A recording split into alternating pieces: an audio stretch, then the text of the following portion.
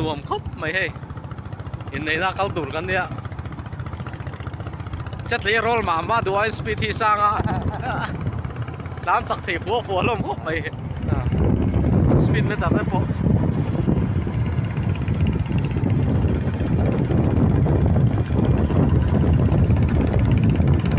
nuông khóc mày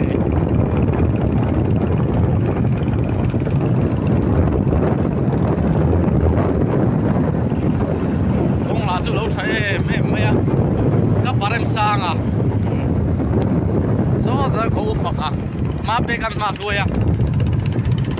cái này nung gần đó là còn không mấy bằng bằng à đó là pick up pur pick up pur hay